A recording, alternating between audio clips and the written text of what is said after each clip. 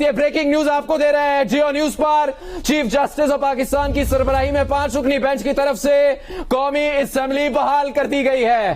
Deputy speaker की ruling गैर कानूनी गैराइनी करार।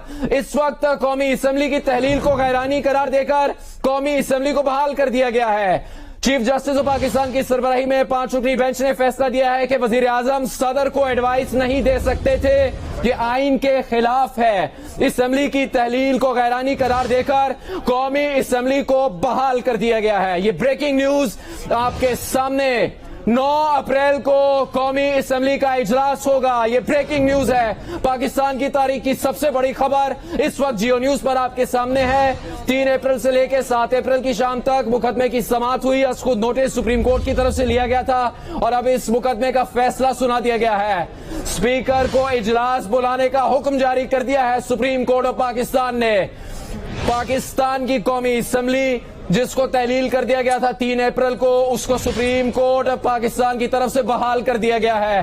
3 अप्रैल के अहकामात गैर कानूनी करार दे दिए गए हैं। डेप्यूटी स्पीकर की रूलिंग गैर कानूनी, असेंबली की तहलील गैर कानूनी करार दे दी गई है। यह कहा गया है सुप्रीम कोर्ट की तरफ से फैसले में कि वजीर आजम को इख्तियार नहीं था कि वो सदर को असेंबली तहलील करने की एडवाइस देते। ये फैसला सुनाते हुए सुप्रीम कोर्ट ऑफ पाकिस्तान ने असेंबली तोड़ने का ऑर्डर गैर आईनी करार देकर असेंबली बहाल कर दी है। आपको इस वक्त ये ब्रेकिंग न्यूज दे रहे हैं। वजीर आजम सदर को एडवाइस नहीं दे सकते थे। अब तक के कानूनी इकदामात को गैर आईनी करार दे दिया गया है।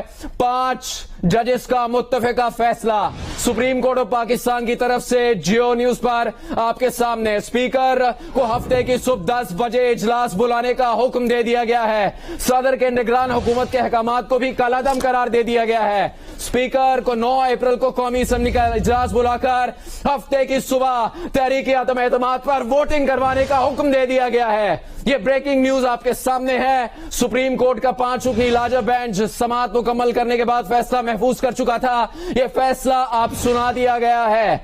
इसकी इब्तदा इस तरह से हुई कि डेप्यूटी स्पीकर के इक़दामात को गैर आईनी करार दिया गया। डेप्यूटी स्पीकर की रूलिंग को गैर कानूनी करार दिया गया। तहरीक अदम एतमाद कामयाब होने की सूरत में नए वजीर आजम का इंतखाब होगा। सुप्रीम कोर्ट ऑफ पाकिस्तान ने अहकामात जारी कर दिए हैं। सदर के निगरान हुकूमत के अहकामात को कलअदम करार दे दिया है। एक तारीखी फैसला जो इस वक्त जियो न्यूज पर आपके सामने है। डेप्यूटी स्पीकर की रूलिंग गैर कानूनी करार।